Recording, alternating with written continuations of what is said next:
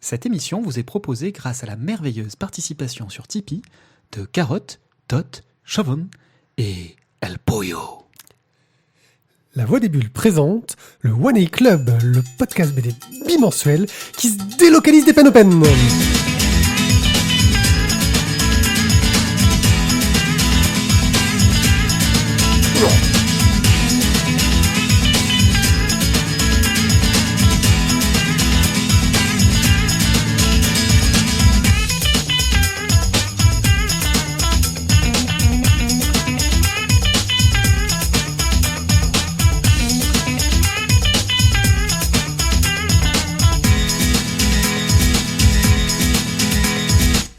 Bonjour à tous, bienvenue dans notre fantastique émission qui parle de bande dessinée.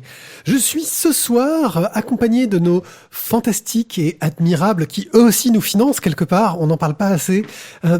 Tizak, bonsoir Tizak. Et oui, moi aussi je suis sur Tipeee, bonsoir à tous. Tu as eu du mal mais tu l'es. Et oui. Aussi, voilà. Bah, j'ai un à monter le Tipeee. Il a eu du mal à monter le Tipeee. J'ai la faire celle-là. Ah non, t'as pas pu la faire. Je faire. Juste de revenir là, c'est le temps de m'asseoir. Voilà, et avec Thio qui nous héberge ce soir. Bonsoir Thio. Bonsoir. Voilà, Thio, hébergeur de site internet. Voilà, on va essayer de pas faire trop de bruit parce qu'il y a ces gosses qui dorment à côté et qu'on a tendance à être un petit peu bordélique. Surtout vous deux. Oh là là. Ah, on était bien synchro. Ouais, c'était pas mal. Ah, j'aime bien. Ce soir, une petite dans la rubrique... chorale des Pen Mirabeau. Oh. Ce soir, morceau de Kung Fu. On va commencer par le Kung Funding de Thio. Je vais mettre la flûte traversière. Qui va nous parler de deux fantastiques crowdfunding qu'il a découvert et que pour une fois, je n'ai même pas regardé de quoi ça parlait. Ensuite, on va faire des chroniques. Nous allons enfin parler de la sélection des lecteurs et vous allez voir, notre jugement sera sans appel sur ce que vous nous avez fait lire. C'est une honte, je trouve. C'était périr après temps. On enchaînera avec le retour. Les tomes 1 et 2 de Dédale. Tome 1 de Rose. Le tome 10 Comment de tu dis Rose. Rose. Ouais, Rose. C'est Rose. Aïe, Voilà. aïe, aïe. Je suis le seul qui suis pas du coin. Désolé. Donc le tome 10 de Soul. Donc, attends, il y a ce Souls. Qui entame un nouveau cycle, et le tome 12 de Cap et de Croc qui termine la série, et ensuite une petite rubrique express où nous parlerons du tome 2 des Culottés et de Avant Naguère, la suite de Naguère des étoiles. Bien, je crois que... Tu es stressé ou quoi Ouais, mais il est expéditif. Ouais, non, mais c'est qu'en gros, je suis en train encore de regarder mes boutons, parce que je suis plus sûr qu'ils soient bien configurés. C'est-à-dire qu'en gros, là, tu vois, si dans 2 secondes, il n'y a pas de jingle, je vais bisquer comme un malade, c'est que ça marche pas. Ça marche pas. Ah, tu okay. vois, je savais que mon PC allait... Bienvenue dans la technique et les coulisses de l'émission. Je vous emmerde. Online. Excuse-moi. Doublement. Ah, c'était quoi, en fait? J'ai pas compris. Ouais, il a tout fait. Il a mis j'ai tous fait les tous les jingles bugs. Tous les bugs. Vas-y, enchaîne, c'est à toi. Ok, alors, je vais vous parler donc d'un crowdfunding qui a été lancé donc chez Sandoway. Alors, c'est un tome 2, certes, mais le tome 1 est normalement, il est sorti ou il va sortir en librairie là bientôt. Tu avais misé sur le tome 1 ? J'avais déjà misé sur le tome 1. Et donc en gros, il y a le tome 2, tu vas miser sur le tome 2 alors que t'as pas encore le tome 1 ? Exactement. C'est pas un peu risqué de la part de Sandoway, ce genre d'opération ? Ou bien alors genre, on va le tenter, c'est de la merde le tome 1, mais ça va passer. Ouais, mais écoute, à un moment donné, dans la vie, t'es joueur ou tu l'es pas, quoi. Ouais, en même temps, je n'ai même pas dit de quoi je parle. Quoi. Mais de quoi tu parles ? Merci. Elblar, tome 2, Sous le tumulus. Donc, Elblar, c'est une histoire de viking qui se passe aux alentours de 900 après Jésus. Je vais pas vous en raconter plus, parce que de toute façon, pour l'instant, je n'ai toujours pas lu le tome 1, qui devrait arriver dans ma boîte aux lettres bientôt. Mais pourquoi est-ce qu'il t'a tenté ? Graphiquement, j'ai trouvé ça vraiment très, très, très joli. Là, ce sera donc un tome 2 donc, qui est en pré-publication, enfin, qui va être 1er février 2008, justement, pour le financement, donc on a le temps. 2008 2018. On a le temps. C'est la journée des banquets. 2018, t'as le temps, tu es à l'aise. Parce que 2008, c'est arrivé à 9999, tu retombes à zéro, donc c'est vrai que t'as le temps. 2008, le crowdfunding, tu es au top. Tu as la pointe. En 2008, on avait déjà assez de débit quand même. Hein. Ouais, tu as la pointe. Tu reçois le PDF par la poste. Bon, du coup, Elblar, le tome 2, une histoire de viking, ça avait l'air quand même vachement sympa. C'est fait par deux Espagnols, Alex Sierra et Sergio Sierra. Je ne sais pas s'ils sont frères. Je pense pas. Donc vous avez le PDF à 10 €, le livre à 20 €. Le bonus cool, c'est à 30€, vous avez ça avec une... Et là, je vais me faire charrier, c'est sûr. À 30€, vous avez donc le bonus avec une réplique de tapisserie ancienne racontant la saga d'Oglaville Chasseur. C'est vrai que c'est difficile de ne pas te chambrer. Mais oui, pourquoi pas. Je resterai en mode visuel. Hein, voilà, Voilà, mais en même temps, c'est bien, c'est pas dans le podcast. Et la dédicace, par contre, est à 200€. Ouf. Oui, en tout cas, c'est joli. Hein. C'est une J'avais dédicace sur peut-être tapisserie aussi, j'avais peut-être dit ça. Tu vois, le temps qu'on te chambre, j'ai un peu été voir un peu de quoi ça parlait. Et c'est vrai que c'est plutôt joli, ça a l'air très bien fait. Bah écoute, j'espère bientôt recevoir normalement le tome 1 dans ma boîte aux lettres. On en parlera sans doute dans une prochaine émission. Et ta boîte aux lettres, elle est petite. Hein. Ils vont le plier en deux. Non, ça y est, maintenant on est aux normes Ah, la c'est poste. bon, d'accord. Je crois que je peux. Ouais. Ensuite, un autre crowdfunding, donc toujours chez Sandoway, de Roche et de Sèvres. Voilà, là j'attendais, merci. J'en attendais pas moins de toi. Donc de Alena Cislo-Chauvel. Donc ce sera un format donc, classique BD, 46 pages. Là aussi, on est à peu près sur la... chez Sandoway, j'ai l'impression qu'ils ont toujours tous la même gamme de prix. Gamme de prix, pardon.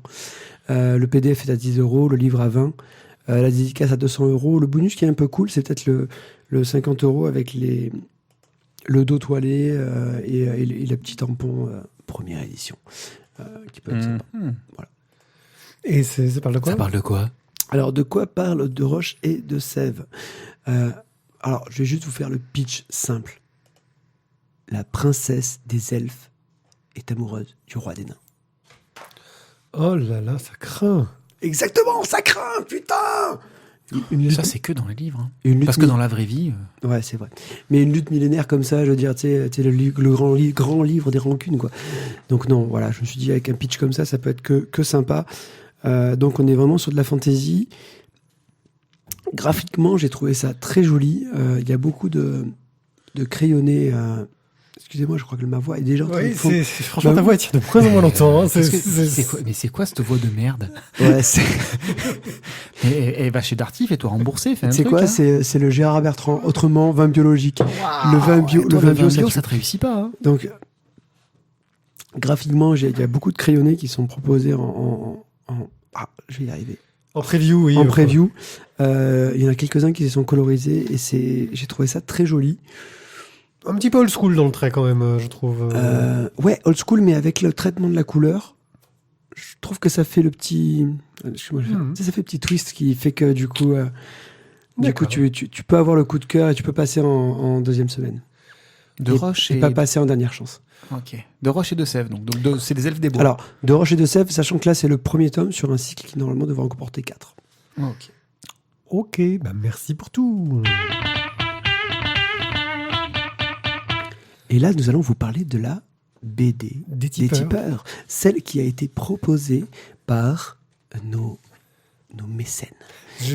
Comme on est des ânes, on n'a pas vérifié lequel d'entre eux nous l'avait proposé déjà, tu te souviens? On est des ânes. Je vais chercher ça vite fait. Cherche ça. Parce qu'on a quelque chose à lui dire quand même. Je crois bien que c'est Tot. Ouais, je vais aller vérifier dans les... C'est encore Tot, ça. Putain. Oh non. Bon alors, Ti, de quoi ça nous parle que ce Pereira prétend? Alors, Pereira prétend, donc c'est un album de Pierre-Henri Gaumont qui a adapté le roman du même nom d'Antonio Tabucchi.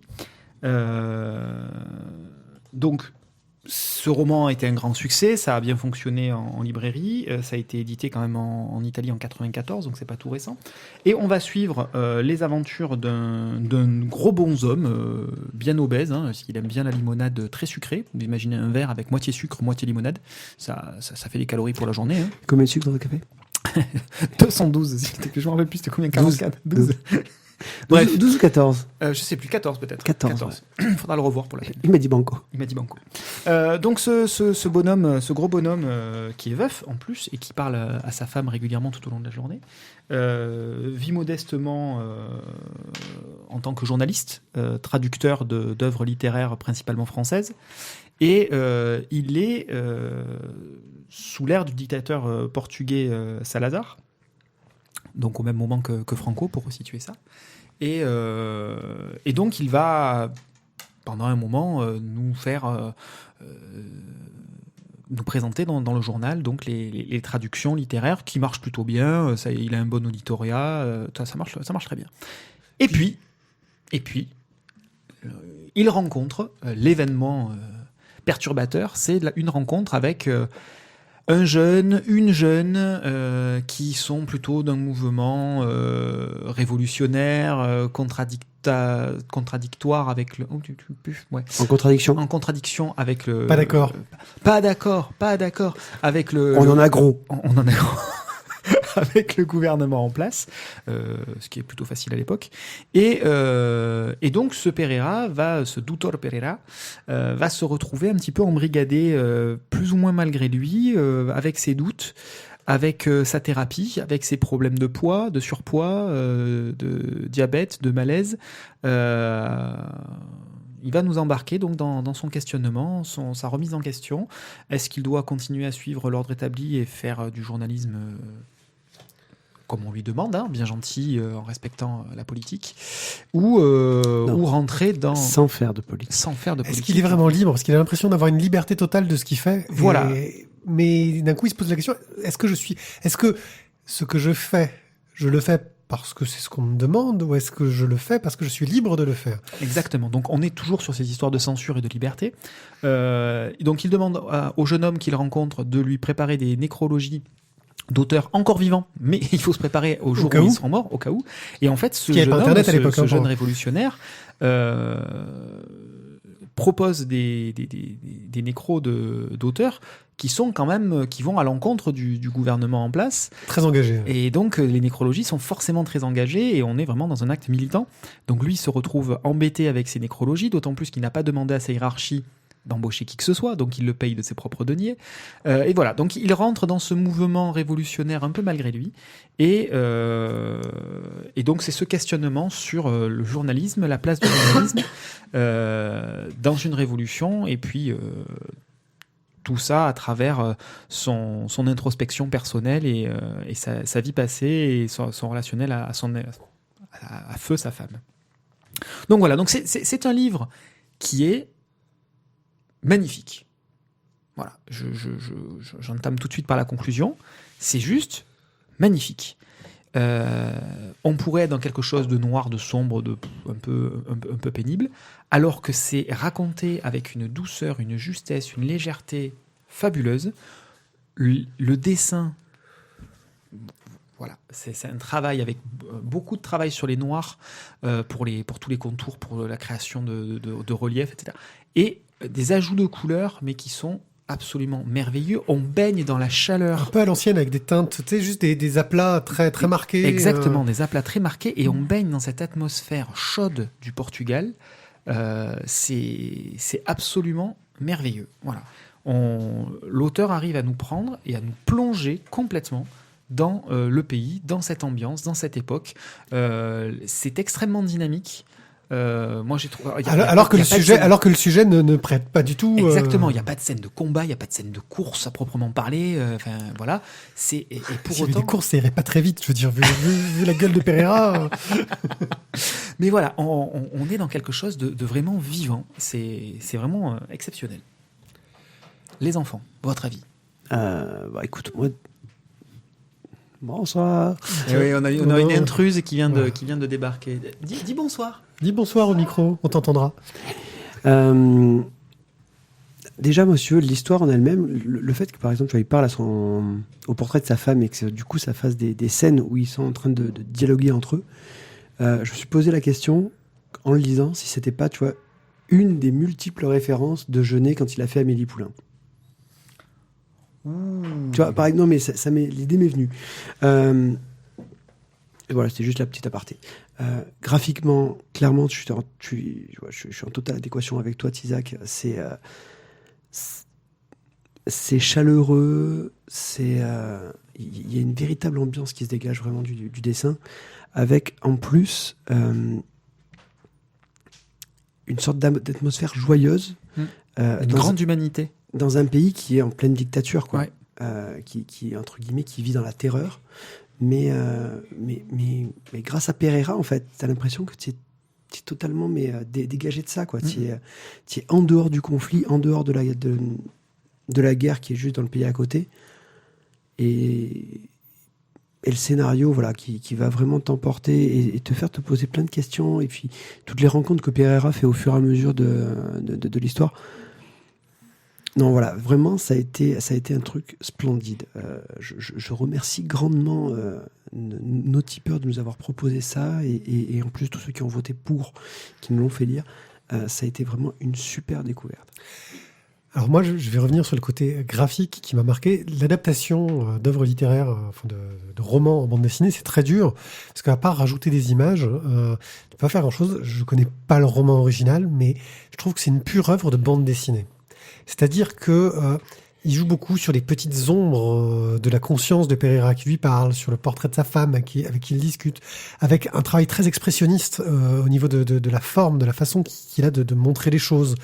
Alors que j'avoue clairement, la couverture me faisait pas envie. La couverture me faisait pas envie, je la trouve pas super réussie, quoi. Je trouve qu'elle rentre pas dans la qualité qu'il y a à l'intérieur de cet ouvrage, qui est magnifique, quoi. Et je pense qu'il y a un hommage à des ouvrages que je connais pas forcément, en fait, sur cette couverture. Il suffit de regarder le 4e de couverture, qui est magnifique, pour se rendre compte qu'à l'intérieur, ça va être superbe. Donc il y a vraiment un travail graphique et puis de mise en scène, de narration, qui est un petit bijou de finesse et de fluidité. Mais c'est quelque chose où, en fin de compte, à part suivre les doutes et les questionnements du héros, il se passe pas grand-chose. Mais on dévore le bouquin d'une traite sans s'en rendre compte. On arrive au bout. On s'inquiète pour les gens qui rencontrent. On s'inquiète pour Pereira. Parce qu'on se dit, mais on s'attache au personnage très très vite, en fait.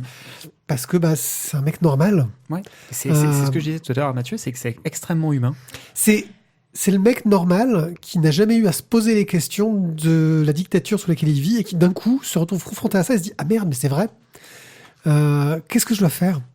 Parce que ma vie, elle est pas si mal, en fin de compte. » Et il se rend compte que, non, elle est peut-être pas si terrible que ça, sa vie. Enfin, moi, je trouve que tout ce questionnement, c'est un bijou. C'est l'histoire d'un gars qui est mort avec le décès de sa femme, qui a vécu endormi pendant des années, et qui là d'un coup, avec ces deux rencontres... Ce petit con, parce que le jeune, oui, c'est un petit con. J'ai oublié son nom, là, oui, mais bon, peu importe, Rossi, je crois. Oui, un truc comme ça. C'est le déclencheur, c'est l'élément déclencheur qui va commencer à le faire émerger de sa torpeur, qui va commencer à le faire réfléchir alors qu'il s'était transformé en espèce d'automate. Je traduis, je mange, je bois, je traduis, je mange, je bois, je traduis, je mange, je bois, avec 40 000 citronnade ultra sucrée. Et donc c'est le réveil de la conscience, mais là, du coup, la prise de conscience totale dans un régime autoritaire. Voilà, on suit son cheminement, on se demande ce que nous, on aurait pu faire éventuellement à sa place, parce que du coup, c'est monsieur Tout-le-Monde, quoi. Comment monsieur Tout-le-Monde réagit concrètement ? Enfin, ce que je veux dire, il a sa petite vie, ça a des implications. Est-ce qu'il va foutre en l'air sa vie pour un petit jeune con rencontré comme ça au cours d'une soirée ? Est-ce que la présence de cette jeune fille qui accompagne le Rossi, qui fait renaître en lui une forme de désir, une forme de masculinité qui s'était totalement perdue et noyée dans son âme agresseux. Est-ce que c'est pas ça aussi qui le pousse vers le mauvais chemin pour de mauvaises raisons ? Ou est-ce qu'à l'inverse, c'est ce qui lui sert là aussi de deuxième déclencheur pour se mettre un vrai coup de pied aux fesses et s'engager concrètement dans la lutte.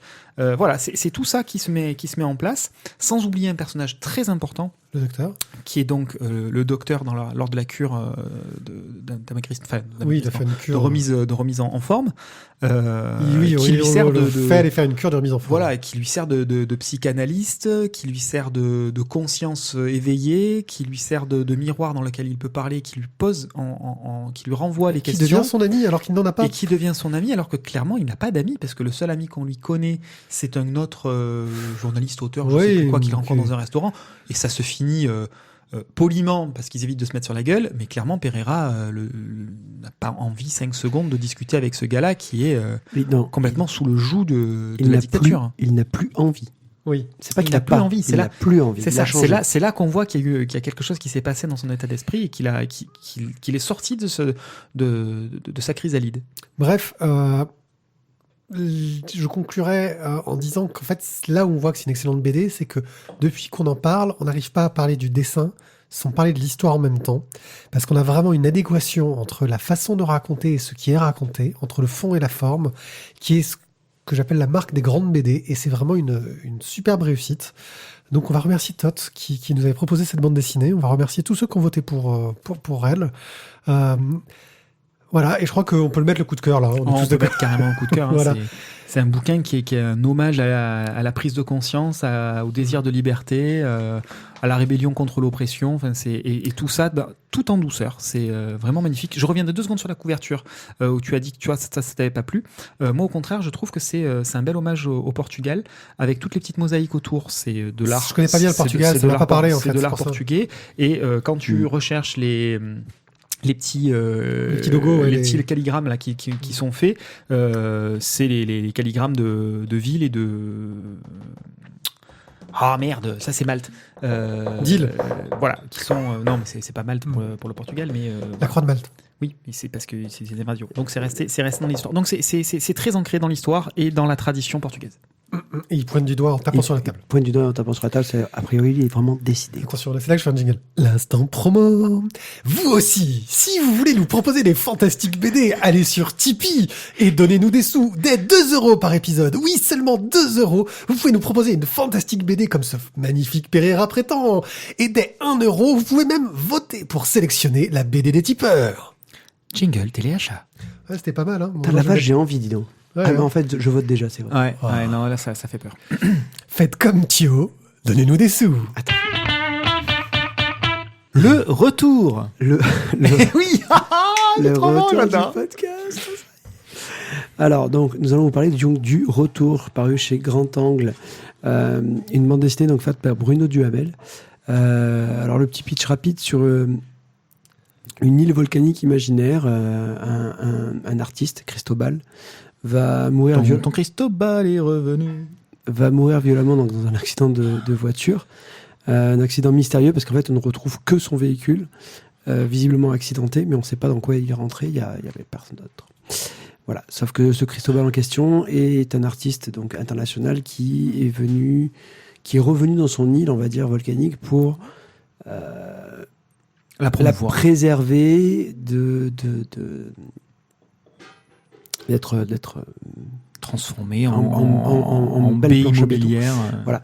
Et du coup, il va se servir justement de son carnet d'adresses et de son argent pour essayer de sauver son île, de la transformer, de la rendre encore plus belle. Alors, Bruno Duhamel, dès le départ dans son histoire, fait bien le lien avec César Manrique et l'île de Lanzarote aux Canaries, qui lui aussi a eu un petit peu la même démarche, et certains passages de l'histoire, on va dire, reprennent l'histoire de Manrique. Oui, c'est très inspiré, mais il a voulu se donner une liberté au niveau de ce qu'il allait raconter. D'un point de vue narratif, pour faire quelque chose qui soit plus à suspense, j'ai envie de dire. Que ce soit un peu plus intéressant que simplement raconter des faits déjà Voilà. historiques. Quoi. Donc il le dit, tout est faux. Ce qui n'est pas vrai, puisque tout n'est pas faux. Tout n'est pas faux, mais pour citer se Balzac, simplifier, comme le disait un grand pour citer auteur. Balzac. Ouais. Voilà, tout Ah, est et faux. pour citer un autre grand auteur, ceci n'est pas une pipe. Voilà. C'est pas beau. Voilà. Ok. Bon, mais donc du coup, on va suivre l'histoire donc de Cristobal. Ton Christ. Pardon, j'ai déjà fait ça. Tu l'as déjà faite. Donc Cristobal qui va être. Les chats attaquent les affaires. On les empêche. C'est le retour du chat. Donc on va suivre donc l'histoire de Cristobal qui va donc revenir donc sur son île volcanique. Île volcanique qu'il a quittée en sa jeunesse suite à une altercation avec son père. Qui n'avait pas l'air des plus sympathiques. Hein. Qui n'était pas des plus sympathiques, son papa visiblement. Le terme bourru. Oui, voilà. Fonctionne bien, ouais, finalement. C'est ça. En fait, en face de bourru, il y a marqué papa Bourrin. de. Pas méchant, mais à la rude, quoi. C'est ça. Papa de Cristobal. Voilà. Bon, donc du coup, Cristobal, quand il revient, il doit avoir une 35-40 ans. 40 ans plutôt, je dirais. Une grosse renommée. Une grosse renommée, et en fait, Un gros portefeuille. il est la star, quoi. Il est la star qui a réussi. Le fils prodigue, quoi, qui revient sur son île. Il revient sur son île pour voir justement, pour revoir sa mère qui est en train de vieillir. Et il va se décider à sauver son île et par tous les moyens possibles et imaginables. Moi, j'ai beaucoup aimé le moment où il signe des cailloux. Ouais, oui. Ça c'est juste magique. Voilà. On est à court de fond, il n'y a pas de souci. Il va faire un tour dans la tour pampa, il dans la ramasse pampa, des cailloux ronds. des cailloux volcaniques, des roches volcaniques, et il signe Cristobal dessus, et de suite le caillou est vendu 20 000 €. Quoi. C'est ça. Non, c'est juste fabuleux. On a l'impression qu'en fait, il pourrait aller au chiottes, poser une pêche, mettre son doigt dedans pour dire que c'est lui, il y a son empreinte, et l'envoyer par courrier. Et hop, 20 000. 20 000. Tranquille. C'est top. Alors, est-ce que le sujet s'arrête juste à ça? Juste à Cristobal et à sa mort, quoi. Non, parce qu'il y a une relation familiale aussi, la matrice, l'île matrice qui t'a vu naître, qui t'a vu grandir. C'est quelque chose de très très insulaire. J'en connais quelque chose de l'insularité. C'est que même si tu pars de ton île, ça reste ta maison, ça reste ton chez-toi et tu y reviens toujours. Tu y restes attaché. Au départ, s'il lance ça, c'est parce qu'il s'est rendu compte que le paysage qu'il regardait quand il était petit était en train d'être dénaturé. Et lui, ce qu'il veut, c'est protéger ce paysage. Et plutôt que de poser des bombes, il a décidé de poser des statues. Des statues.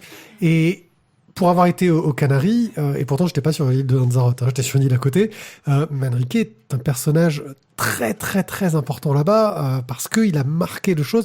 Il a interdit les immeubles de plus de 2 étages, il a interdit le bétonnage. Il y a des zones qui le sont, hein, parce qu'il n'a pas pu tout empêcher et qu'il est mort. Non, mais il a créé des zones de parc sur lesquelles il est absolument interdit d'effectuer des constructions. Et les Canaries, ce sont de très belles îles pour ça. Il y a eu vraiment, voilà. En Corse, effectivement, ils ont voulu poser des bombes pour à peu près le même truc, et en plus en profiter pour préserver leur petit commerce. Leur mainmise. Voilà, on va dire leur commerce local. Local. C'est de l'artisanat. Voilà. Bref. J'ai trouvé que c'était un sujet très intéressant, c'est-à-dire utiliser l'art comme arme politique. Comme arme de préservation du territoire, mais en plus on a cette relation du personnage à sa femme aussi, qui est très importante, à la famille en fait, de façon globale. Et puis aussi, parler du moment où il signe des cailloux. Quand il signe des cailloux, on voit très bien qu'il est dégoûté parce qu'il est en train de brader son art, de dénaturer son travail pour sauver son île. Jusqu'où va-t-il aller? Jusqu'où est-il capable de se perdre? L'exemple de sa maison, par exemple, est assez parlant. Où il construit une maison en respectant l'ensemble de ses idées, des valeurs qu'il véhicule, le respect du patrimoine, respecter le paysage, donc des choses qui sont basses. Il pleut 3 jours par an, je crois, un truc comme ça, donc la chambre à coucher est à ciel ouvert. Mais il y a juste un système de petite toiture au cas où il pleut, voilà. Mais bon, sinon la chambre en permanence est à ciel ouvert, ce qui est quand même assez conceptuel. Et puis surtout, on préserve l'eau, c'est une denrée rare. Donc il est hors de question de faire une piscine. Enfin, c'est juste, à un moment donné, une piscine apparaît dans la maison. Voilà. Et là, ça fait partie de ces petits indicateurs, de la même chose que les cailloux qu'il signe, qu'il envoie pour obtenir des fonds pour continuer son travail de préservation du patrimoine. Tu t'affaiblis dans ton combat. On sent que petit à petit, il n'arrive plus à mener de front sa démarche artistique, sa démarche personnelle, le lien avec sa famille, le lien avec sa femme, son désir de paternité éventuel, et puis sa lutte pour préserver l'île. Et à un moment donné, son choix va se porter entièrement sur l'île. Voilà, le reste est mis de côté, est mis aux oubliettes. Sur son souvenir d'enfance. C'est ça. C'est ça. On va parler un peu du dessin, de la structure narrative, parce que moi, c'est des choses qui me tiennent à cœur. Donc, si je vous dis Citizen Kane, je pense que je vous ai un peu résumé comment est racontée l'histoire, vu qu'on suit l'histoire de quelqu'un qui va enquêter sur la mort du personnage pour savoir qu'est-ce qui s'est passé, et qui donc va rencontrer d'autres personnes qui vont, par de nombreux flashbacks, voilà. Et comme le disait Orson Welles, je déteste les fils de pute et les... Enfin, non, c'est dans un autre film. Bref, c'est une très très jolie structure. Qu'est-ce que vous avez pensé de cette structure-là et du dessin? Alors moi, le dessin, notamment les couleurs, je les ai trouvées absolument fabuleuses. On est aux Canaries, donc normalement il fait extrêmement chaud, c'est aride, etc. Donc le côté aride est extrêmement bien rendu. Rien que la couve. Exactement, rien que la couve, on est dessus. Hein. Je veux dire, moi je connaissais pas l'histoire. On voit ça, on a bien compris qu'on est sur une zone volcanique et dans un endroit totalement désertique. Ça aurait pu être l'Arizona, sauf qu'il y a un volcan en fond. Voilà, c'est très rocailleux, il y a absolument pas de végétation. Par contre, le choix des couleurs, la tonalité qui est employée, la température des couleurs est froide globalement. est plutôt froide. Même dans les flashbacks. Même le rose est froid. On est vraiment sur un indice de couleur qui nous apporte du froid. On est sur des couleurs qui sont globalement assez affadies aussi. Donc, on retrouve ce côté désertique, vide. Les grandes planches intégrales de paysage nous montrent ça. On est vraiment dans le vide. Par contre, l'auteur a une démarche où il ne voulait pas nous montrer la chaleur accablante de l'île, parce que peut-être que pour notre héros, c'est une température normale et plus qu'acceptable. Finalement, c'est peut-être quand il était à New York et qu'il se pelait les fesses en hiver que ça n'allait pas, quoi.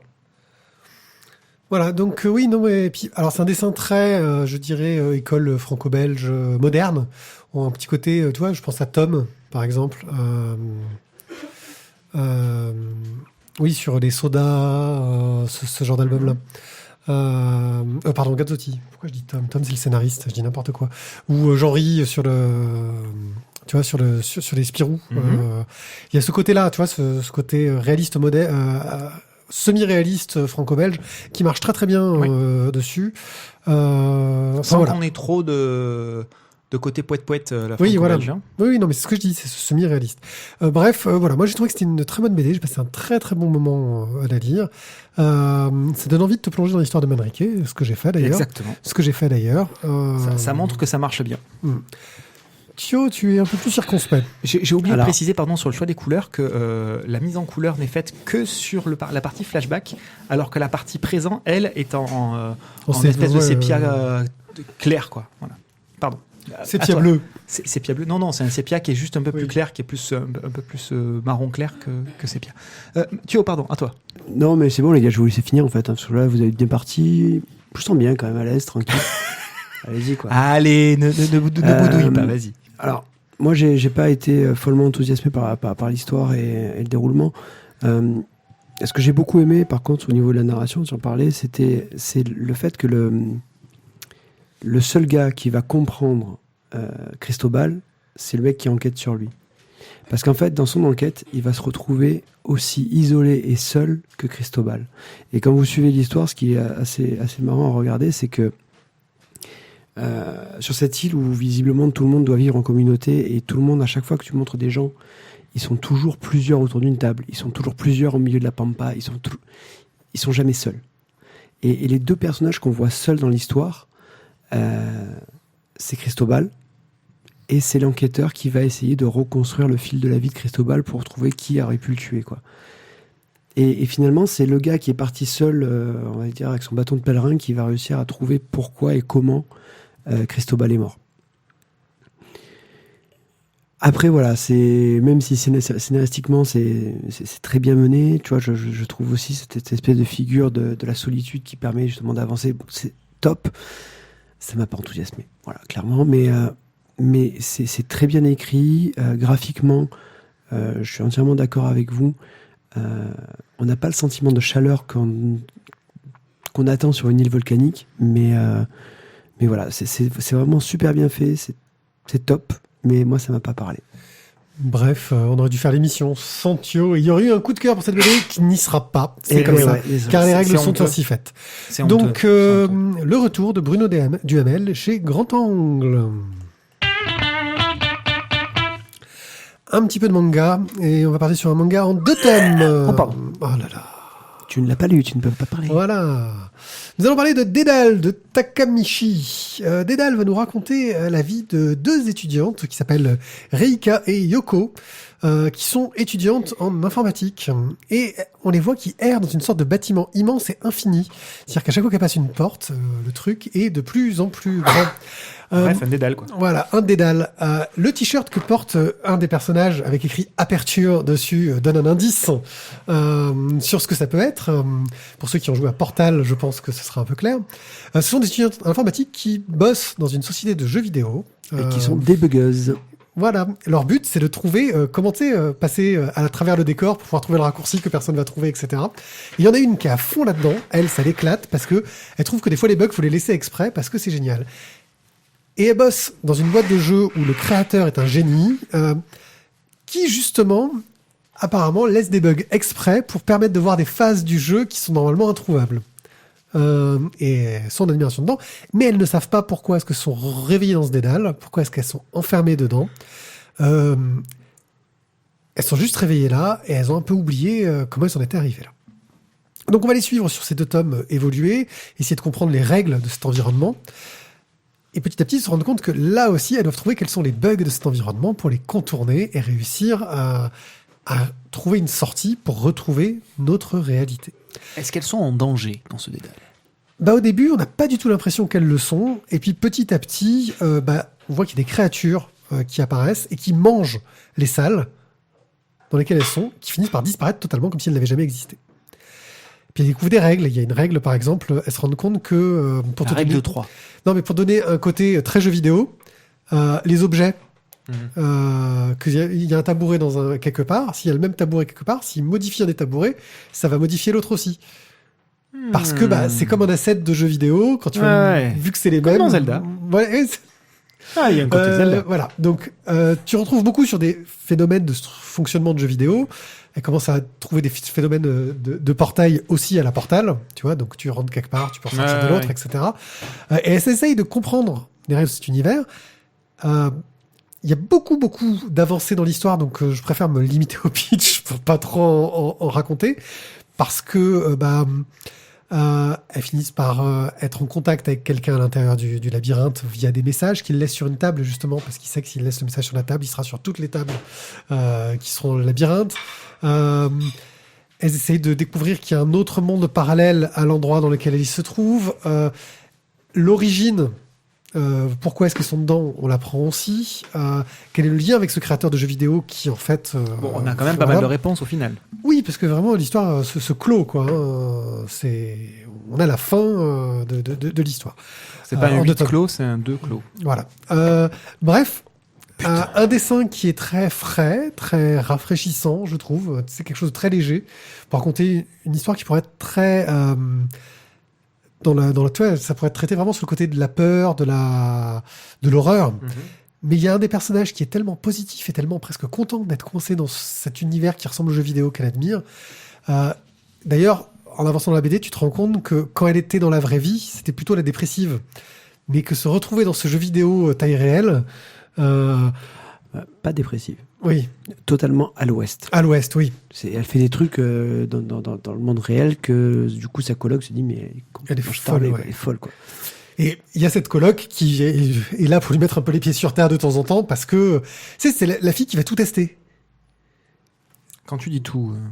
tu vois les tables. Je t'ai dit, si tu fais quelque chose dessus, si tu fais quelque chose sur une table, ça se reproduit. Mais si tu poses une table sur une table... Est-ce que la table est reproduite? C'est le principe du miroir. Non, mais justement, c'est que du coup, elle se... Il a fait des expériences de partout comme ça. C'est génial. Moi, je trouvais ce personnage super rafraîchissant. Elle est complètement folle, mais elle essaye des trucs, essaie de trouver les limites des règles non-stop. Moi, j'ai trouvé ça... Moi, elle m'a fait penser à un ami commun. Quoi, pousser les règles Ouais, tout tester pour savoir jusqu'où la règle peut aller. Et... Moi, j'en connais un qui pousse les règles, il y en a un autre qui pousse les MJ.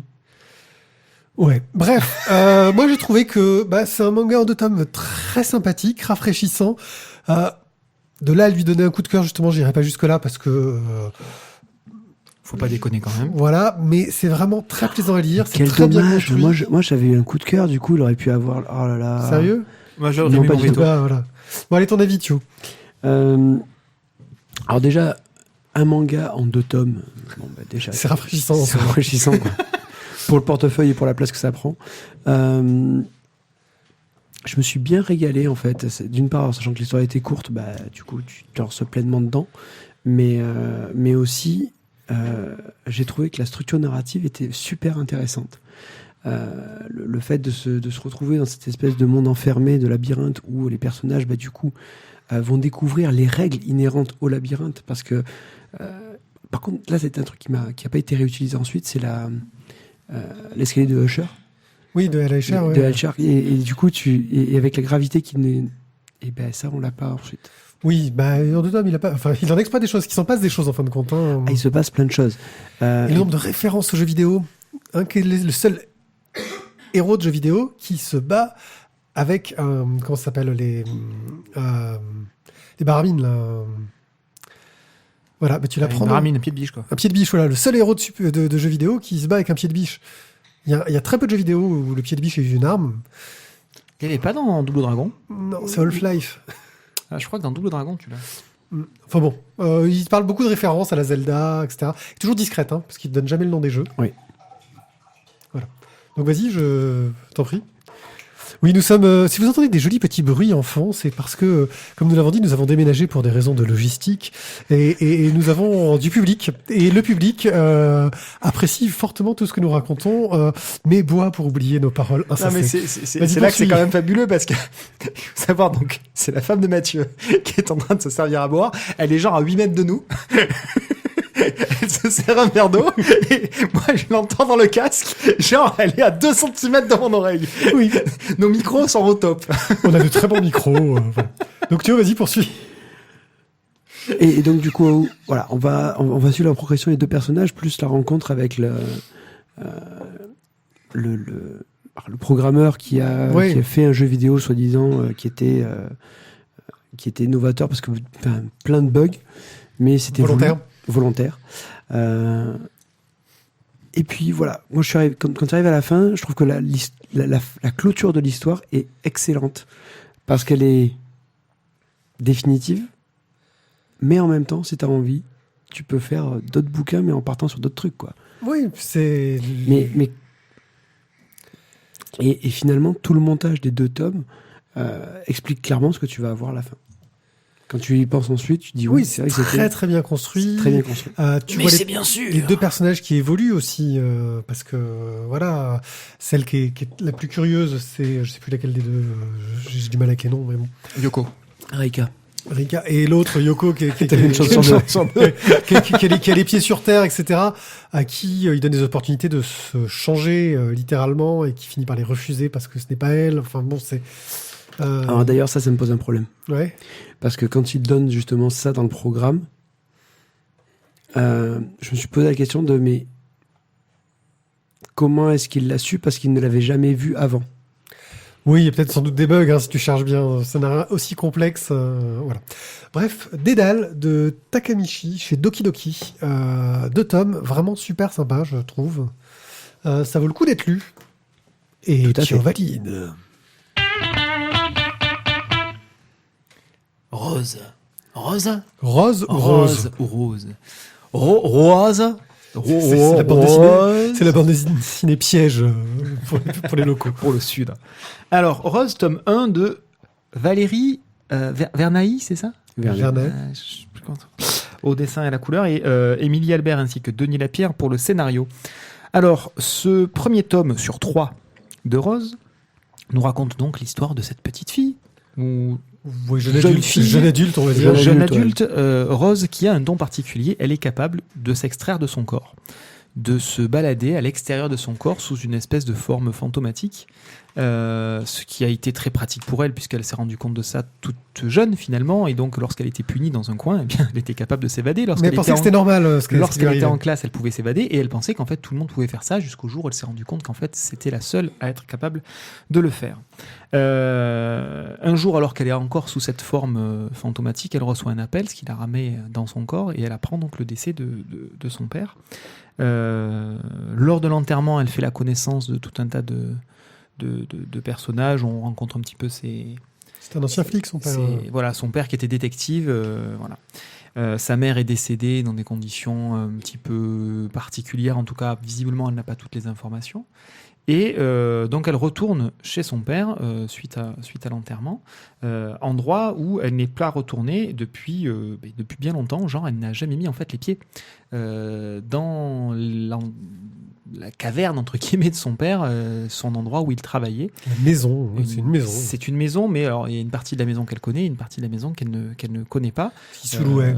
Il sous-louait donc au premier étage 3 appartements à 3 personnes. Il y a eu un accident, les 3 personnes sont décédées. Depuis, son père n'avait pas reloué.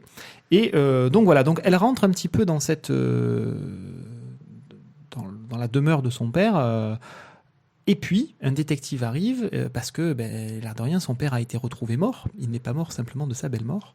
Et lorsqu'elle voit les photos pour faire son deuil, des photos de l'endroit où son père a été découvert mort. Ça la frappe. Elle travaille dans un musée. Et il se trouve que la photo qui lui est montrée avec le cadavre de son père... Fait un peu le forcing pour les voir. Ouais, elle fait un peu le forcing pour les voir, parce que c'était pas autorisé. Face contre mer, puisqu'il a été retrouvé le bec dans l'eau. Et bien en fait, c'est exactement un tableau... Oui, non, je sais, c'est un petit jeu de mots au passage. J'en glisse quelques-uns comme ça. C'est exactement un tableau qu'elle a dans la galerie où elle est... Tu en passes plutôt. Tu en passes ? Pas si. Ok. Enchaîne. J'enchaîne. Et donc, ça commence à l'intriguer et l'enquête commence comme ça. Donc, en bref, on nous pose des pistes de choses étranges et bizarres. Encore un élément bizarre, j'en parle sans trop dévoiler les choses. Les 3 personnes qui habitaient dans les 3 appartements sous-loués sont mortes de façon étrange. Et on va pouvoir les croiser dans le livre. Voilà. Je n'en dis pas forcément plus. Petit côté fantastique. Voilà. Donc, on navigue dans une espèce d'enquête policière où la jeune Rose mène l'enquête de son côté. Il y a quand même une véritable enquête policière derrière menée par un inspecteur de police. Pas par une tapette géante. Pas par une tapette géante. Monsieur est commissaire de police, pas inspecteur. Et on a une part, effectivement, d'éléments surnaturels, puisque elle est capable de s'extraire de son corps, mais ce n'est pas tout à fait la seule, puisque bien sûr, si elle est capable d'être fantôme, ça veut dire qu'elle va croiser d'autres fantômes, et qui lui serviront potentiellement à résoudre l'enquête. On n'est qu'au premier tome, donc tout un tas de bases et d'intrigues sont posées, sans en résoudre beaucoup pour autant. Donc pour l'instant, les questions sont posées, on verra dans la suite si on obtient des réponses. Moi, j'ai trouvé que c'était un premier tome introductif, donc, mais assez riche, parce qu'il y a beaucoup de choses qui sont mises en place. Sur une série une histoire qui est censée se résoudre en 3 tomes, je trouve que c'est plutôt efficace, ça reste plutôt intriguant. On a envie de savoir ce qui va se passer. Alors certes, on est vraiment dans un tome introductif, mais je trouve que ça marche bien. Et pour une BD qui vise un public ado-adulte, voilà, qui n'est pas qui vise ce public-là, hein, c'est vraiment un public Spirou, j'ai envie de dire. Je trouve que c'est plutôt bien foutu, plutôt efficace, et ça m'a beaucoup intrigué. J'ai envie de connaître la suite. En plus, graphiquement, le dessin de Valérie Vernet, j'aime beaucoup. C'est quelque chose que j'ai du mal à le décrire. Je sais pas si tu auras de meilleurs mots que moi pour décrire ce dessin. On avait vu ce dessin-là dans Mémoire de l'eau, qu'on avait beaucoup aimé. Thio, de ta douce voix. De ma douce voix, écoute, je dirais que je cherche des mots en fait pour décrire le dessin. C'est à la fois simple, c'est un peu vaporeux et pour autant ça a quand même, je trouve, un dynamisme même, tu vois, dans cette espèce de... Le côté densité est rendu par une espèce de crayonné au fusain. Qui fait que du qui coup, renforce énormément les contours et les contrastes sur des couleurs qui sont, elles, un peu plus fades. Un peu plus pastel, je trouve. Et franchement, ça te donne vraiment... Ça fait un joli contraste. Et les passages que tu as en noir et blanc... ils sont vraiment splendides. Sont de toute beauté. Ouais. Donc, non, voilà, c'est graphique. C'est un côté très enfantin. Voilà, t'as un côté très enfantin dans le dessin, mais comme le propos ne l'est pas... tu vois, je veux dire, dans le trait, dans la nature du trait, comme le propos ne l'est pas, ça crée un contraste. Là, je vois des scènes un peu de démoniaques, etc., qui marchent très très bien. Voilà, donc du coup, ce n'est pas que parce que c'est Valérie Vernet, mais en tous les cas, c'est quand même une BD qui m'a beaucoup plu. Et oui, j'attends impatiemment la suite aussi. En septembre. Ouais, alors la suite, donc tome 2 est prévu pour septembre et le dernier tome pour l'année suivante. 2018. Oui. Donc ça va aller assez vite. Ça va aller relativement vite. Moi, de mon côté, j'ai pas trouvé ça absolument fantastique. J'ai beaucoup aimé le dessin. Maintenant, je reste un petit peu dubitatif sur la suite de l'enquête. Ça mêle beaucoup de choses, je trouve. Il y a une enquête policière, il y a le décès d'un enquêteur, il y a de la sorcellerie, il y a une forme de magie avec cette projection astrale. Et donc pour toi, c'est pas fantastique. Il y a des fantômes. Non, mais je trouve qu'il y a un gros mélange de genres et je sais pas trop où on va aller, quelle piste va être privilégiée. C'est vrai, je trouve que c'est justement une des qualités pour un tome introductif. Ouais, je sais pas. Je trouve qu'il y a beaucoup de choses, il y a beaucoup d'éléments, sans pour autant en exploiter un plus que l'autre, je trouve. Je sais pas. Je suis pas totalement convaincu sur ce premier tome. À voir pour la suite. Ok, bon ben donc c'était Rose chez Dupuis, le tome 1/3. Et là, donc, le cadeau du soir, pour moi, c'est de faire le pitch de seul le tome 10. Et non, c'est nous ne chaud. sommes pas en express. Donc, Et là, nous démarrons sommes bien un dans les nou- chroniques. car nous démarrons un nouveau cycle. Alors, nouveau cycle. Je peux t'aider sur le départ.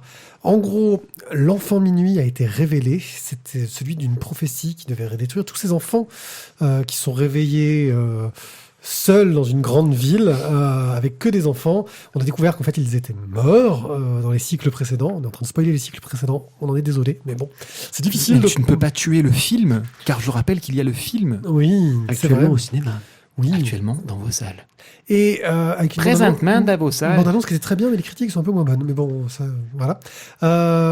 Et là, les personnages ont tous été un peu séparés. On a un des héros d'Oji qui est enfermé par quelqu'un qui veut le guider. Lui, Ouais, une sorte de moine Shaolin, on sait pas trop ce qu'il est Voilà. sorcier. On a Terry qui est avec le maître des couteaux dans une sorte de fête foraine des Des jeux. magasins de jouets géants, quoi. Ouais. Il s'est retrouvé au jouet club le plus grand du monde, tu vois. Et on a la 6e famille qui, elle, continue d'essayer justement de... Je sais pas comment le dire. Bah, la 6e famille, ce sont les enfants qui sont là depuis parce que cet endroit existe depuis très longtemps. Parce que là, ils sont maintenant dans les limbes. En fait. Voilà. La Les 6e famille, personnages. c'est l'endroit qui est dans les limbes depuis des centaines d'années, en fait. Bon, ils sont pas si seuls que ça finalement. Ah non, plus maintenant. Mais, Non, plus maintenant. plus maintenant. Au bout du Au tome bout de 10 10. tomes. Voilà. Et qui essaient de comprendre. Ils ont créé une sorte de société pour essayer de comprendre ce qui se passait, comment ils étaient là-dessus. Sauf que les nouveaux arrivants, qui sont les héros, eux, essayent de contourner les règles. Voilà. Oh les salauds. Et donc là, justement, Terry essaye de créer la machine à démourir, titre du tome. Parce Il y a qu'alors, lui, 5 Fabien dans l'équipe. pour lui, c'est un vrai gamin. C'est le gamin avec la réflexion de gamin. Bah, du coup, sa machine à démourir, donc pour essayer justement, si on arrivait, ça pourrait nous permettre justement de sortir des limbes, de revenir à la surface et de retourner voir ses parents. Ça, c'est pas autorisé par les règles. Ouais, mais comme c'est un gosse, lui, il pense qu'il n'y a pas de règles. Voilà. Donc du coup, on va suivre son histoire. Alors moi, j'avoue que sur ce début de nouveau cycle, on n'a aucune avancée au niveau de l'intrigue principale. Même si on a le petit twist final Ouais, qui petit twist final qui fait ah ouais quand même. Ouais, mais qui fait ah ouais quand même, mais tu te dis ouais, mais bon, il y a le truc qui est tombé, donc peut-être que Ouais, on va pas en dire plus parce que c'est le twist final, mais non, ouais. franchement, on n'est pas un podcast où on raconte les dernières pages des livres. Donc non, ça y a que Tizak qui le fait. Là, je trouve que dans la machine à démourir, on relance un nouveau cycle. On relance un nouveau cycle, mais on n'a pas beaucoup d'avancées, on va dire, dans l'intrigue principale. le problème, c'est que tous les personnages étant séparés, on va les suivre chacun un peu de leur côté, avec leurs choses, leurs petites histoires. C'est celle de Terry, hein, principalement, avec Koupchou, donc le maître des couteaux, qui est la Oui, plus... mais Terry l'appelle Koupchou. Voilà. C'est elle, l'intrigue qui est la plus importante. En fait, Terry, c'est un petit peu le seul, je te coupe, je suis désolé, mais qui est encore libre.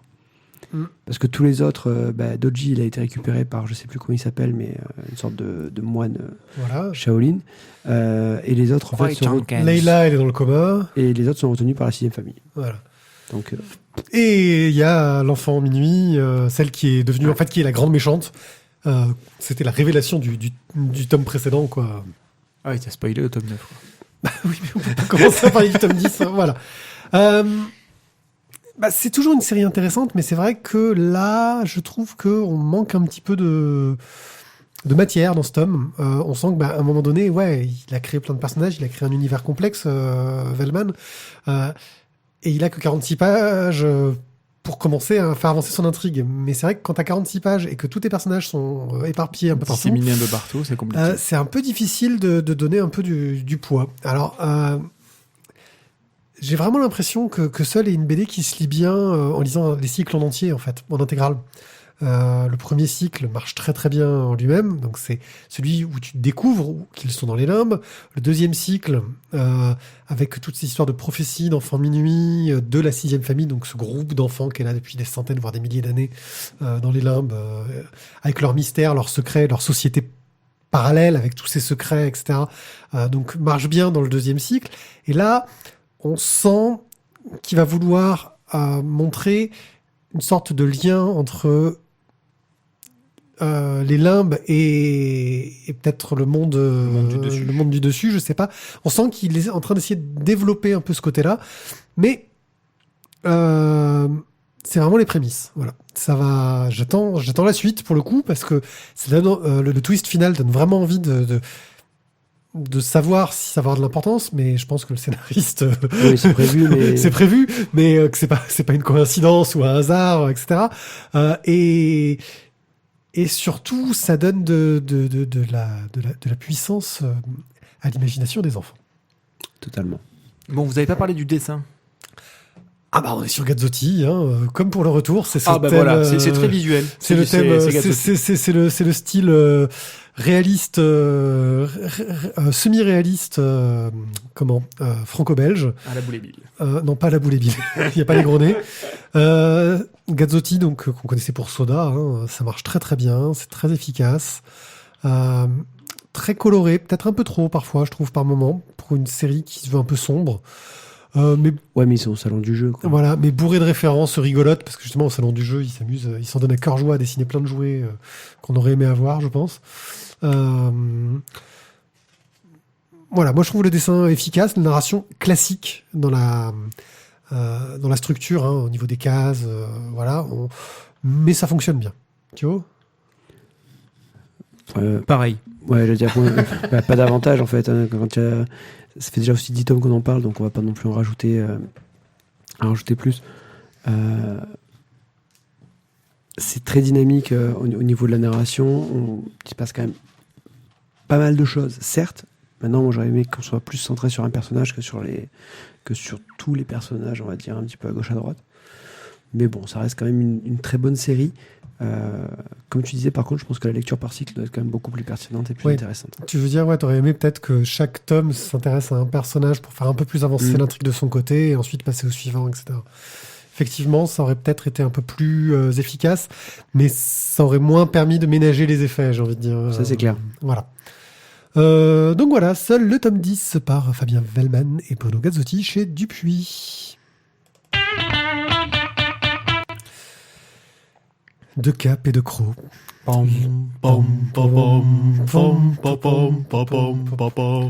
Le tome 12 a cette couverture qui nous fait penser à un tome 1 de notre connaissance. Et oui. Si ce n'est toi, le titre de ce tome 12, c'est donc le dernier tome de Cap et de Croc et qui est la deuxième partie du cycle final qui nous raconte enfin les aventures de Zeb qui étaient survolées parce qu'à chaque fois qu'il voulait commencer à en parler, tout le monde s'en foutait, avait autre chose à foutre. Euseb, c'est ce petit lapin que nos héros ont rencontré sur une galère. À Venise. Voilà, une Chebec d'ailleurs, je crois. Et donc, là, on apprend qu'il a été mousquetaire, Rôtisseur. qu'il a été acteur. Enfin, il a une vie, mais d'une richesse phénoménale. Et qu'il a surtout le don de se retrouver à l'endroit où il faut pas. Ouais. Et pour se retrouver au milieu de multiples complots pour devenir le nouveau dirigeant de la ville, pour devenir le nouveau dirigeant des gredins de la ville. C'est une embrouille. Voilà. Il est toujours au mauvais endroit, au mauvais moment. Et donc notre scénariste Errol en profite pour utiliser des clichés classiques avec le frère jumeau maléfique que l'on a découvert à la fin du tome précédent. C'est pas son jumeau. Oui, C'est son frère. c'est son frère. Oui, Ouais, chez, enfin bon. chez les lapins blancs, en fait. Oui, mais c'est parce que nous, on Oui, reconnaît mais moins parce bien. que tu reconnais moins bien, mais entre lapins, ils se reconnaissent. Ouais, entre Entre lapins, lapins, ils se reconnaissent, surtout quand Ouais. ils froncent le sourcil.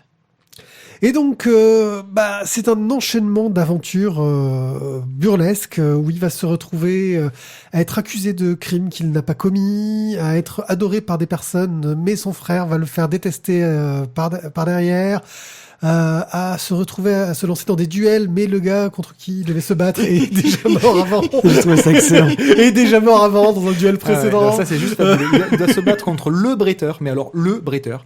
Et en fait, tant pis, il est mort.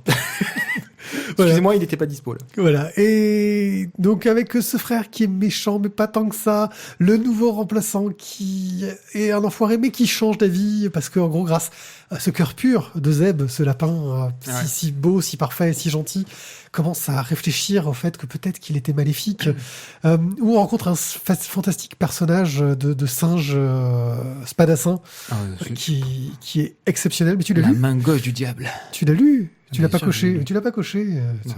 J'ai dit à Mathieu que je l'avais lu. Ah, voilà. Si, si, ouais, il l'avait lu. Ah, Ouais. voilà, c'est pas coché. Donc j'ai cru que tu l'avais pas lu. Si, je l'ai lu. Donc bref, c'est d'une richesse et puis d'une élégance dans l'écriture, mais ça a Toujours. toujours été dans des Capet de Croc.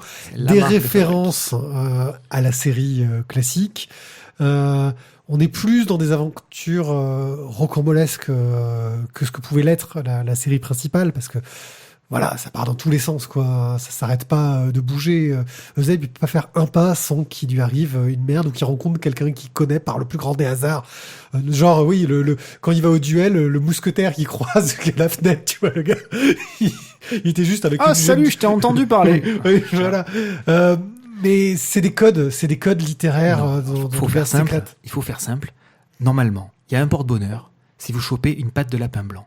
Lui, il se trimballe tout le temps avec 4 pattes de lapin blanc. Ouais. Alors à un moment donné, oui, il lui arrive des merdes, mais oui, il va tout le temps s'en sortir. C'est obligé. Il a 4 pattes de lapin blanc sur lui. C'est Et- obligé. On ne vous cachera pas la fin en vous expliquant qu'il finit dans une chébec. Bah, en fait, voilà. On le savait quoi. Bah, disons que si vous avez lu de Capet de Croc, vous savez comment ça On commence. savait quoi. Voilà. C'est superbe. Je vous rappelle que c'est quand même issu de parties de jeux de rôle que j'aurais adoré faire. Parce que De Capet de Croc, ça vient quand même d'une partie de jeu de rôle. Entre le dessinateur, le scénariste et des amis à eux. Je ne sais pas s'il faisait des combats en alexandrin en live en partie de jeu de rôle. S'il faisait ça, Je suis plus se faire. waouh! Je suis plus se faire. Il s'amuse encore beaucoup avec les second et troisième de couverture à toujours mettre des trucs. C'est-à-dire qu'après la fin, il y a une planche Ouais. de finale. Il s'amuse toujours avec les références littéraires. Et le dessin s'est tellement affiné. C'est-à-dire que c'était sympathique dans le tome 1 de Capet de Croc, mais là, maintenant, c'est devenu tellement beau. Ouais. Jeunes gens, à vous. Bah, c'est fini. Oui. Voilà. Voilà. C'est ça. C'est surtout ça à la fin. C'est C'est fini. la petite note. Bon, ben voilà, on a terminé le voyage, quoi. Ouais. Moi, c'est surtout ça qui m'a touché dans ce book. C'est les dernières pages où tu vois les auteurs qui remercient tout le monde, qui disent au revoir et voilà. On arrive au bout du voyage. On est arrivé au bout du voyage au tome 12, mais bon, c'était une belle histoire. Oui. Bon, à titre personnel, voilà, moi, Zeb, je l'ai toujours trouvé rigolo. Pour moi, c'était le petit gimmick qui ressortait régulièrement. De là à en faire 2 tomes à la fin, pour moi, c'était un petit. Estime-toi heureux. Ils auraient pu faire des tomes sur le caillou. C'est pas faux. Ah. C'est pas faux. C'est pas faux. Ah.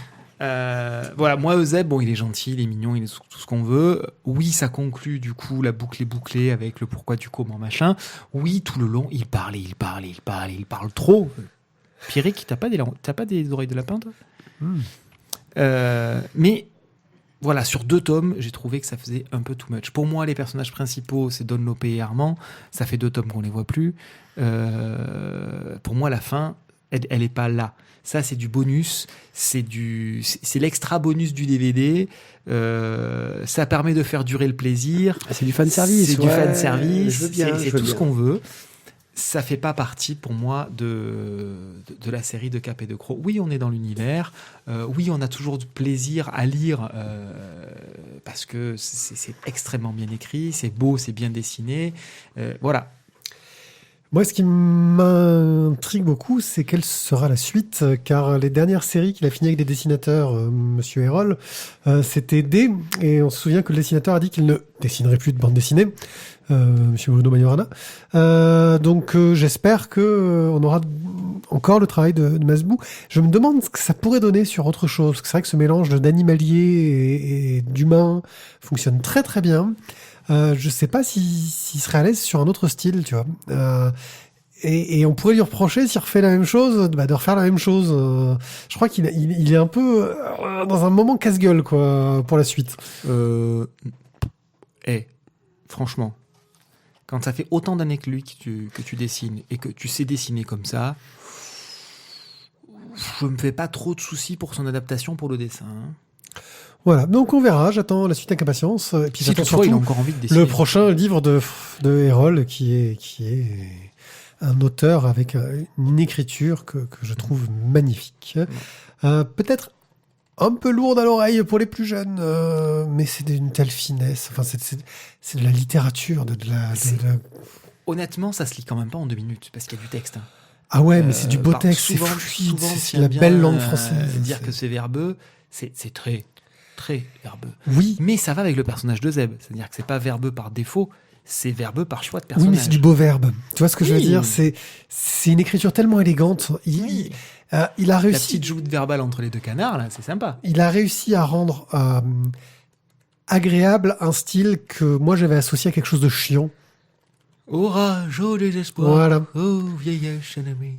Bon, allez, de Cap et de Croc, c'est fini. On est tous un peu tristes. On attend la suite avec Sauf impatience. Isaac, qui s'en fout, en fait. Voilà. Non, pour moi, ça s'est terminé avant. Donc, Voilà, mais c'était tome du 10. bonus. Voilà. Oui, mais on va pas cracher sur le bonus. Exactement. Express. Eh ouais, ça y est, la petite voiture est passée, Mathieu, c'est vrai. La voiture est passée, ouais, j'ai perdu, je crois, les 2 oreilles. Et la caravane passe. Et la caravane passe. Je vais donc parler en express Je donc, suis dans cette caravane, de Culotté, le tome 2 de partons, allez, viens. de Pénélope Bagieux, des femmes qui ne font que ce qu'elles veulent en caravane. Ou à la maison, hein, parce que moi j'en connais qui font que ce qu'elles veulent à la maison. Hein. Ou qui ne font l'as- pas ce qu'elles ne tu l'as veulent lu, pas ça, d'ailleurs. Comment Tu l'as lu, ouais. Oui, Ouais, je l'ai lu, d'accord. oui. Donc c'est exactement comme dans le tome 1, on va suivre donc plusieurs femmes qui ont eu des vies à peu près hallucinantes pour la plupart. Hein. Oui. Je crois qu'on peut pas dire qu'il y en a eu qui une vie posée, Ouais, mais en métro, même temps, ça boulot, aurait été dodo. Quoi. chiant dans un bouquin. Quoi. C'est vrai, mais là quand même. Donc on a L'histoire de Claudette Pichard, éleveuse Non, de chèvres. Non, moi je vois ce qui m'a, ce que je trouve excellent, c'est l'histoire de Cathy Kraft. Voilà. La femme de Maurice Kraft, parce que du coup je connaissais Maurice Kraft, son mari volcanologue, mais moins son histoire à elle. Et là tu fais waouh. Et l'astronaute qui a joué dans Star Trek. Aussi, alors ça m'a tué quoi. Attends, c'est le docteur Jemison, Mae Jemison, qui est devenu donc astronaute et qui a joué dans un épisode de Star Trek, qui était astronaute. Bon voilà, on va suivre donc l'histoire là aussi de plusieurs femmes. Oui, il y en a une petite douzaine, je crois. Ouais, là, j'ai plus le nombre en tête, mais qui vont, encore une fois, à chaque fois, montrer que la place de la femme n'est pas exactement celle à laquelle les hommes voudraient la laisser. Des femmes fortes, brillantes, extraordinaires, des fois complètement décalées. Si on prend l'histoire de Temple Grandin, qui a changé du coup toutes les règles d'hygiène dans les abattoirs aux États-Unis. Ça, c'est juste fabuleux. Et C'est- pas qu'aux c'est- États-Unis. Hein, Oui, non, mais voilà, ça a c'est été devenu reconnu mondialement. Enfin, Voilà, c'est- mais c'est que ça a changé. Enfin, savoir que ça a commencé là-bas, quoi. Et tout ça parce qu'à la base, elle est Autiste. autiste. Voilà. Et donc, ils ont trouvé des dérivatifs et pouf, pouf, elle s'est rendue compte qu'elle était plus à l'aise à discuter avec des animaux qu'avec des êtres humains. Quoi. Donc, c'était juste fabuleux. Puis elle a fait trembler l'industrie. Quoi. C'est une petite nana. Quoi. Le top.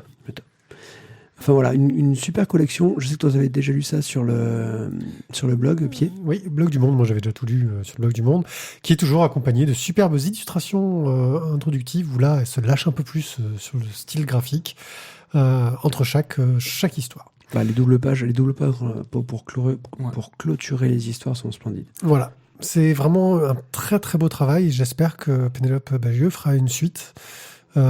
J'imagine bien qu'il y en a eu d'autres, des femmes exceptionnelles, bordel. Non, c'est vrai, quoi. Mais chacune des nôtres est exceptionnelle. Bon, si tu feras un double, tu pourras l'envoyer à sa femme, ça me Ouais. fera plaisir. Souvenez-vous, c'était le 15 mai 2011. Nous avons parlé d'une série dans notre rubrique intégrale de l'époque. 2011, quoi. Qui s'appelait Naguère les étoiles, par Hervé Bourris et Rudy Spissert, qui nous racontait la guerre des étoiles en version strip, double strip, complètement délirante, en ambiance médiévale fantastique. À l'époque, nous étions jeunes, nous étions naïfs. On avait les cheveux longs. Thio C'est avait un une souvenir petite dizaine d'années. Thio avait le souvenir qu'il avait beaucoup aimé, et je crois que c'est beaucoup moins bien passé là-dedans. Donc là, ils nous ont fait avant la guerre. Ça nous raconte donc ce qu'il s'est passé avant la guerre des étoiles. Donc c'est bien sûr les adaptations des épisodes 1, 2 et 3 de la guerre des étoiles. Ils n'existent pas, ceux-là. Voilà, ceux qui n'existent pas. Surtout le 1 n'existe Surtout pas. là, Là, je le trouve... là, c'est surtout le 1 qui est là. Voilà. Voilà, ça, Mais c'est je le trouve qu'il est mieux que l'épisode 1, franchement, ce tome. Moi, j'ai passé un bon moment. Il se fout beaucoup de la gueule de Jar Jar Binks. Jean-Michel Jar Jar. Michel Jar Jar. Voilà. Je veux dire... Que quand tu l'écrases, il revit. oui. Ouais. Ce qui est bon, c'est que du coup, tu peux l'écraser autant que tu veux. Bon, et après, il a un peu mal à la tête, hein, mais. Ouais. C'est vraiment de l'humour de fan, de l'humour vraiment bas du plafond. Ouais, ras Voilà, du front. ras du front. Moi, ça m'a bien fait rire parce que c'est débile, Bas du front. que c'est, oui, enfin, on s'en fout, que ça, C'est pour la mèche, les rats du front aussi. que c'est un truc de Star Wars que j'avais un épisode de Star Wars en plus que j'avais pas particulièrement aimé, et on sent que c'est quand même écrit par des fans et des gens qui apprécient la saga Star Wars, parce qu'il y a quand même des références. Attends, je veux dire, les méchants, c'est les slips, quoi. Oui. C'est un seigneur slip. Un seigneur slip. Il a donc un slip à l'envers posé sur la tête. Voilà. C'est débile, et moi, ça me fait sourire. Il a un gros souci, c'est que le slip a rétréci. Oui, oh la vache. Ouais, ça c'est. Enfin bon. Moi, ça m'a pas. Je t'avoue que ouais, en 2011, ça m'avait fait beaucoup rire les premiers. Là, celui-là, en fait. Depuis, t'es papa 2 fois. Je sais pas, ça doit être ça. Ouais. Ça doit être ça. Les changements de couche, ça fait que du coup, les slips, ça me fait plus rire. Ouais, j'ai pas trouvé ça exceptionnel, quoi.